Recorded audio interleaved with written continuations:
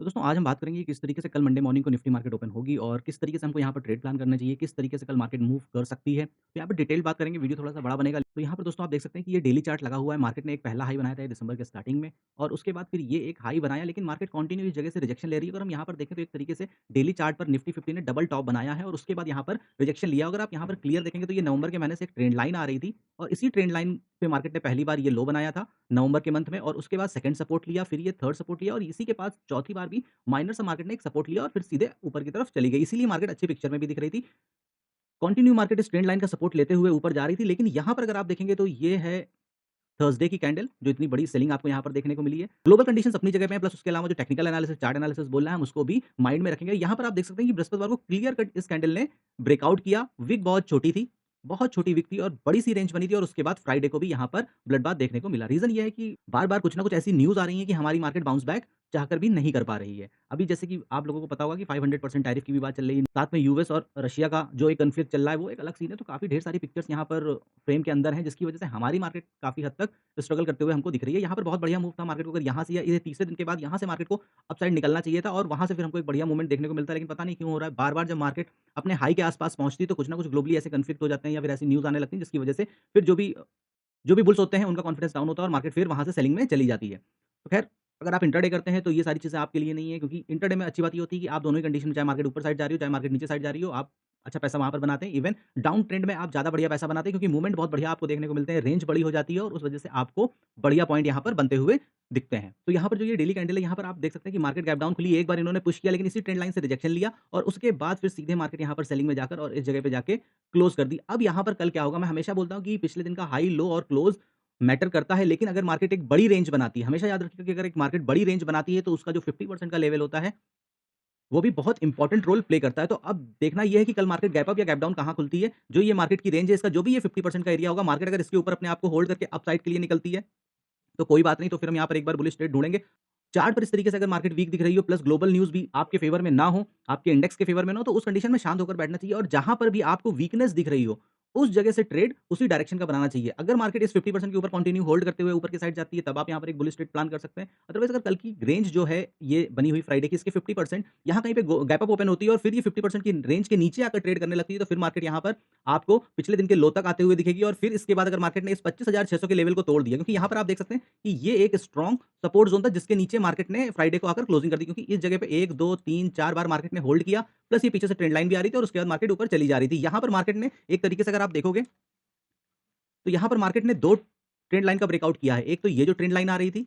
इसका ब्रेकआउट किया, प्लस ये एक बाइंग ज़ोन था। इस बाइंग ज़ोन पर कंटिन्यू मार्केट बाउंस बैक करते हुए हमको दिख रही थी। पिछले 3 बार से 4 बार से यहाँ पर हमको बाउंस बैक मार्केट करते हुए दिख रही थी और यहाँ पर मार्केट ने क्लियर कट उसके नीचे लाकर क्लोजिंग कर दी है। अब यहाँ पर जैसे ही मार्केट ये 25,600 का लेवल ब्रेक करेगी, तो फिर यहाँ पर एक और डाउनफॉल देखने को मिलेगा, क्योंकि चार्ट पर अगर आप देखोगे तो क्लियर कट अब सपोर्ट यहाँ पर 25,400 के नीचे हमको देखने को मिल रहा है। तो अब मार्केट इस फ्लो में हो सकता है कि कल थोड़ा-सा होल्ड करे और उसके बाद नीचे जाए। डिपेंड ये करता है कि किस तरीके की न्यूज़ आती हैं। अगर हमारे फेवर में आती हैं, जो ये 500 टैरिफ की बात चल रही है, अगर ये हमारे फेवर में आती है कि ये नहीं इंक्रीज़ होगा, तो फिर मार्केट बाउंस बैक करेगी। अदरवाइज़ अगर इसमें जितना डिले होगा या फिर इस पे कोई क्लैरिटी नहीं होगी, तो फिर मार्केट में एक वही है कि फ़ियर फैक्टर क्रिएट होता है और फोमो में फिर लोग एग्ज़िट करना स्टार्ट करते हैं। बायर्स को कॉन्फिडेंस नहीं आता है और मार्केट इसीलिए तेज़ी से नीचे की तरफ फॉल करती है और तेज़ मूवमेंट हमको यहाँ पर देते हुए चलती है। तो चलते हैं हम 15 मिनट के चार्ट पर और देखते हैं कि कल हमको यहाँ पर कहाँ पर ट्रेड करना चाहिए। तो दोस्तों, ये है 9 तारीख की रेंज, काफ़ी बड़ी रेंज यहाँ पर मार्केट ने बनाई है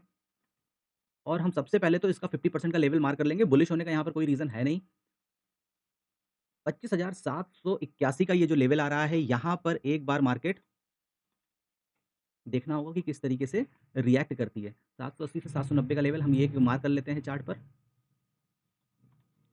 अब मार्केट अगर गैप अप ओपन होती है और ये 25,800 से रिजेक्शन लेकर और फिर नीचे की तरफ आती है, वीक होती है, तो फिर यहाँ पर क्लियर कट, अगर सुबह के 15 मिनट, 20 मिनट, 25 मिनट के बाद अगर मार्केट यहाँ से रिजेक्शन लेती है, तो क्लियर कट फिर से यहाँ पर मार्केट अपने लो के लिए आते हुए दिखेगी। तो ये हमारा क्लियर कट यहाँ पर व्यू है, इसमें कोई भी चीज़ दूसरी सोचने वाली नहीं है। रीज़न ये है कि मैंने मल्टीपल टाइम देखा है कि जब भी मार्केट एक बड़ी रेंज बनाती है और बैक टू बैक बड़ी रेंज बना रही होती है, तो फिर ये 50% पर एक बार आकर रिटेस्ट करती है और रिटेस्ट करने के बाद यहाँ से फिर से मार्केट नीचे की साइड आपको जाते हुए दिखेगी। तो पॉसिबिलिटी यहाँ पर ये है कि कल मार्केट हो सकता है कि यहाँ से 50-70 पॉइंट गैप अप ओपन हो और गैप अप ओपन होने के बाद ये इसी फ्लो में 800, 805, 810 निकाल कर और फिर से अगर ये 800 के नीचे लाकर क्लोजिंग कर देती है, फिर से मैं बोल रहा हूँ, अगर ये फिर से लाके 25,800 के नीचे क्लोजिंग कर देती है, तो ये जो टॉप लगा होगा, ये हमारा हाई का स्टॉप लॉस होगा और हम फिर यहाँ से एटलीस्ट इस लेवल के लिए बैठेंगे, जो कि हमारा लेवल होगा 25,623 से लेके 25,600 का लेवल। रेंज काफ़ी बड़ी है, लेकिन हाँ, यहाँ पर अगर आपको टारगेट मिलते हैं, तो आपको बहुत बढ़िया पॉइंट आप यहाँ पर देखोगे कि आपको बनते हुए दिखेंगे। हाँ, अगर आप गलत होते हो तो मैं हमेशा बोलता हूँ इसीलिए अपनी कंडीशंस पे ट्रेड लेना चाहिए, क्योंकि जब आप अपनी कंडीशंस पे ट्रेड लेते हो तो उसमें जो सबसे पहली कंडीशन होती है कि उसमें आपका स्टॉप लॉस बड़ा नहीं बनना चाहिए। तो जब आप अपनी कंडीशन में ट्रेड ले रहे होगे तो वहाँ पर आपका स्टॉप लॉस छोटा बनेगा। दूसरा, मार्केट जिस ट्रेंड में है आप उस ट्रेंड को आइडेंटिफाई करके डायरेक्शनल ट्रेड ले रहे हो, आप कॉन्ट्रा ट्रेड नहीं ले रहे हो। ठीक है? और तीसरा, रिस्क रिवॉर्ड बढ़िया है। मे बी पॉसिबल कि आपको यहाँ पर 2 बार 3 बार ट्रैप किया जाएगा। मैं खाली कल की बात नहीं कर रहा हूँ कि कल ही आप 3 ट्रेड कर डालो। मैं एक जनरल बात कर रहा हूँ कि सपोज़ करिए अगर आप 10 बार ट्रेड लेते हैं, 1 महीने में, 2 महीने में, 4 महीने में, ऐसी कंडीशन में तो 2 बार 3 बार आप ट्रैप होगे, लेकिन जो भी आपको 6 बार 7 बार आपको रिटर्न मिलेगा, वो बहुत बढ़िया रिटर्न मिलेगा। तो इसलिए हमेशा अपनी स्ट्रैटेजी पर और जो आपने एक्सपीरियंस उस मार्केट से लिया है, उस पर ट्रस्ट करना सीखिए। और कभी भी चाहे आप जितना भी कॉन्फिडेंट हो, कभी भी जितना भी कॉन्फिडेंट हो, कभी भी अपनी पूरी कैपिटल के साथ गैम्बलिंग ना करिए। जो भी आपकी कंडीशंस हैं कि भाई मुझे 1 लॉट से ट्रेड करना है, अभी मैं बिगिनर हूँ, तो आप 1 लॉट से ही ट्रेड करिए। कभी फिर 1 लॉट का किसी दिन 10 लॉट, किसी दिन 50 लॉट, फिर किसी दिन 2 लॉट, कभी ना करिए, क्योंकि अगर 50 लॉट और 10 लॉट में आप चले जाओगे और उसके बाद जिस दिन आपका लॉस होगा, वो लॉस इतना हो जाएगा कि 6 महीने आपको कवर करने में लग जाएँगे। तो सबसे पहली डिसिप्लिन यही होती है कि अपनी कंडीशन पे ट्रेड लो, क्योंकि जब आप अपनी कंडीशन पे ट्रेड लोगे तो स्टॉप लॉस बहुत छोटे बनते हैं। अगर 20 पॉइंट से ऊपर आपका निफ्टी में ट्रेड बन रहा है, दैट मीन्स कि आप गलत ट्रेड में एंटर कर रहे हो, तो आपको वो ट्रेड नहीं लेना चाहिए। और तीसरा, अपनी जो लॉट साइज़ है वो हमेशा सेम होनी चाहिए। ऐसा नहीं होना चाहिए कि आप कभी बढ़ा रहे हो, कभी घटा रहे हो, और वो भी ड्रास्टिकली बढ़ा रहे हो कि मतलब 1, 2, 4 लॉट से फिर किसी दिन जोश आ गया, या फिर आप रिवेंज ट्रेडिंग में चले गए तो 10-10 लॉट से, 20-20 लॉट से करने लगे। इनिशियली जो बिगिनर ट्रेडर होता है इस तरीके की मिस्टेक्स करता है और बार-बार करता है, जिसकी वजह से वो बार-बार अपने अकाउंट को ब्लॉक कर देता है, ज़ीरो कर देता है। तो ऐसी गलतियाँ बिल्कुल ना करिए, क्योंकि यहाँ पर गलतियों का कोई स्पेस नहीं है। आप तो यहाँ पर मैंने आपको बता दिया कि सबसे बढ़िया कंडीशन यही बनेगी कि मार्केट सपोज़ करो यहाँ कहीं पर गैप अप ओपन होती है 25,750 के आस-पास, और अगर ये मार्केट 25,800 तक भी चली जाती है, कोई दिक्कत नहीं है। यहाँ तक जाने के बाद अगर यहाँ से फिर से वीक होकर 800 के नीचे अगर ये क्लोजिंग देती है, मैं फिर से बोल रहा हूँ 25,800 के नीचे क्लोजिंग देती है, तो यहाँ से मार्केट एक बार ये 703 के लेवल के लिए, क्योंकि ये कल की क्लोजिंग है, 703 के लेवल के लिए आपको आते हुए दिखेगी, और फिर अगर यहाँ पर इसने थोड़ा-सा 2-3 कैंडल बनाकर और इसको ब्रेक किया, तो फिर मार्केट यहाँ पर नीचे की तरफ जाते हुए दिखेगी। बेयरिश मार्केट में यही सबसे बड़ी बात होती है, इसीलिए लोग बेयरिश मार्केट में इंट्राडे में ज़्यादा पैसा बनाते हैं, क्योंकि जैसे ही लेवल ब्रेक होते हैं, तो लोग बिल्कुल रेडी बैठे होते हैं, और सबसे बड़ी बात कि जैसे ही लेवल ब्रेक होते हैं, तो लोग फ़ियर में ज़्यादा बैठे होते हैं और वो इमीडिएट अपनी पोज़ीशन से एग्ज़िट करते हैं, और एक आपको तेज़ मूव नीचे को देखने को मिलेगा। तो सबसे बढ़िया रेंज यहाँ पर यही होगी 25,800 की। अगर मार्केट 25,800 के नीचे, यहाँ पर 25,800 के नीचे सुबह की मॉर्निंग में ये 25,800 के ऊपर जाती है, ये 800 तक पहुँचकर रिजेक्शन दिखाती है, और फिर जैसे ही ये 800 के नीचे आती है, तो हमारा सुबह का सबसे पहला ट्रेड वही होगा। स्टॉप लॉस अगर 20 पॉइंट से मान सपोज़ करिए कि कोई बड़ी-सी कैंडल बन जाती है, ठीक है? और बहुत हेल्दी कैंडल बनती है, सेलिंग की कैंडल बनती है, तब भी अगर वो स्टॉप लॉस 20 पॉइंट से ऊपर है, तो हमको उस ट्रेड को नहीं लेना है। याद रखिए कि स्टॉप लॉस आपका सबसे स्ट्रॉन्ग बैकअप होता है। अगर आप अपने स्टॉप लॉस के साथ छेड़खानी करते हैं या लॉट साइज़ के साथ छेड़खानी करते हैं, तो आप लॉन्ग टर्म में सर्वाइव नहीं कर पाएँगे। 20 पॉइंट मतलब 20 पॉइंट, ये आपकी पत्थर की लकीर होनी चाहिए हर ट्रेड के लिए, और हमेशा जब भी आप ट्रेड निफ्टी का ढूँढ रहे हैं, तो आपकी कोशिश यही होनी चाहिए कि स्टॉप लॉस 20 पॉइंट मैक्सिमम है। 20 पॉइंट से अगर ज़्यादा हो रहा है, तो फिर आपको वहाँ पर ट्रेड में नहीं जाना चाहिए। तो यहाँ पर क्लियर कट मेरा व्यू यही है कि मार्केट यहाँ पर कल थोड़ा-सा इस जगह पे निकल कर और फिर रिजेक्शन लेगी, और फिर अगर ये 25,600 के लेवल को ब्रेक करती है, तो फिर यहाँ पर 25,500 के लेवल और 25,450 के लेवल, क्योंकि पिछले 2 दिनों से मार्केट ऑलरेडी बड़ी-बड़ी रेंज बना रही है। सारी चीज़ें न्यूज़ बेस्ड चल रही हैं, ग्लोबल कंडीशंस के हिसाब से चल रही हैं, चार्ट पे वीकनेस दिख रही है, तो उस हिसाब से अगर मार्केट निकलती है 600 के नीचे, तो 25,500 के लेवल हमको यहाँ पर देखने को मिलेंगे। और बाकी आपको यहाँ पर बुलिश तब होना है जब मार्केट कंटिन्यू 25,800 के लेवल के ऊपर अपने आप को होल्ड करे और एटलीस्ट डबल बॉटम बनाए। सिंगल बॉटम नहीं, डबल बॉटम अगर बनाती है या ट्रिपल बॉटम बनाती है, और फिर जो भी स्विंग का हाई कटेगा, उसके बाद ही हम यहाँ पर 25,900, 950 या फिर 26,000 के लेवल देख सकते हैं, क्योंकि ये एक यहाँ पर आप देखोगे 950 के पास एक क्लियर कट स्ट्रॉन्ग पॉइंट है, प्लस ये जो ट्रेंड लाइन का ब्रेकआउट हुआ है, तो ये भी एक रेजिस्टेंस की तरह यहाँ पर आपको काम करते हुए चार्ट पर दिखेगी। क्योंकि यहाँ पर अगर आप देखोगे, तो ये देखिए, ये ट्रेंड लाइन डेली चार्ट पर जो मैंने ड्रॉ करी थी,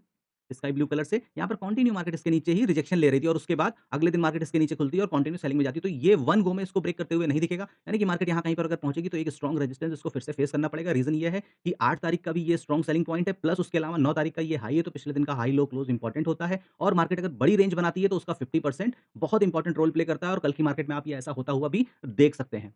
तो यहाँ पर जो मार्केट को स्ट्रांगली रिजेक्शन देखने को मिलेगा, वो मिलेगा 25,950 की, और इसके ऊपर का अभी कोई भी व्यू नहीं है। हाँ, अगर मार्केट एक बड़ी रेंज बनाने के लिए आ जाएगी, कोई ऐसी पॉजिटिव न्यूज़ आ गई, तो उस वजह से अगर मार्केट ने एक रैली मारना होगा तो मार देगा। लेकिन मैं हमेशा बोलता हूँ कि एक दिन होप का ट्रेड ना करिए कि नहीं भैया अब इतने दिनों से अगर मार्केट रेड हो रही है, तो कल अगर अब ग्रीन होने लगी, तो फिर आप फोमो के ट्रेड में पहुँच जाओ, जब मार्केट ने 200-250 पॉइंट क्रॉस कर दिए और उसके बाद आप जाकर फोमो में बुलिश ट्रेड लेने लगो। नहीं, अपनी कंडीशंस पे ट्रेड लेना चाहिए। अगर डेली चार्ट पर आपको मार्केट वीक दिख रही है, तो अगर वीकनेस के सिग्नल जहाँ से आपको लगते हैं कि जहाँ से मार्केट वीक होने के बाद मेरे फेवर में अच्छा रिवॉर्ड देगी, वहाँ पर ट्रेड लेने की कोशिश करनी चाहिए, ना कि फोमो में आके ट्रेड करना चाहिए। मैं ये नहीं कह रहा हूँ कि कल मार्केट बुलिश नहीं हो सकती है, क्योंकि ग्लोबली क्या न्यूज़ आएगी वो किसी के कंट्रोल में नहीं होती, और उसके ऊपर मार्केट किस तरीके से रिएक्ट करेगी, ट्रेडर किस तरीके से रिएक्ट करेंगे, ये किसी को नहीं पता होता है। इसीलिए जब आप एक बड़े ट्रेडर हो जाते हो या आप एक मैच्योर ट्रेडर हो जाते हो, आपके पास एक्सपीरियंस हो जाता है, तो आप अपनी कंडीशंस तय करते हो कि मेरी कंडीशंस में अगर ऐसा कुछ होगा तब फिर मैं ट्रेड करूँगा, अदरवाइज़ मैं ट्रेड नहीं करूँगा, या फिर मैं अपनी लॉट साइज़ इंक्रीज़ नहीं करूँगा। आप जो भी एवरेज लॉट साइज़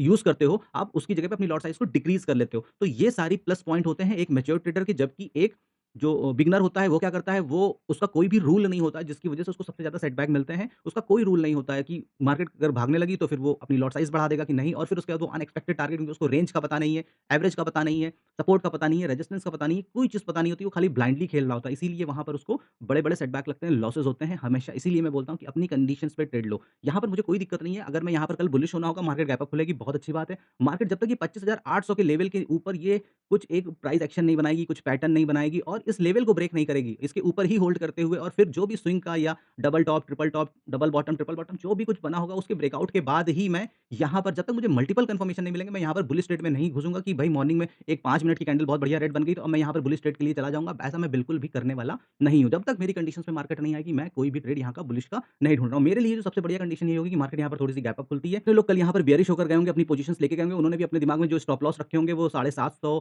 760 इस लेवल तक के लिए रखे होंगे, इस लेवल के लिए।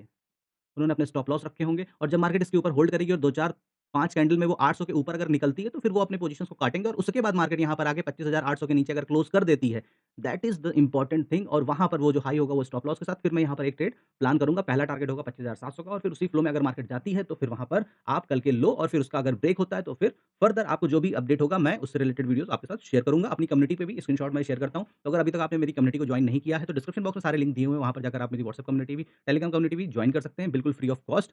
तो उम्मीद करता हूँ दोस्तों कि आपको ये मेरा वीडियो अच्छा लगा होगा। तो ऐसे ही लर्निंग वीडियोज़ देखने के लिए अगर अभी तक चैनल को सब्सक्राइब नहीं किया तो सब्सक्राइब करिए। फिर मिलेंगे नए वीडियो में नई जानकारी के साथ, तब तक के लिए नमस्कार।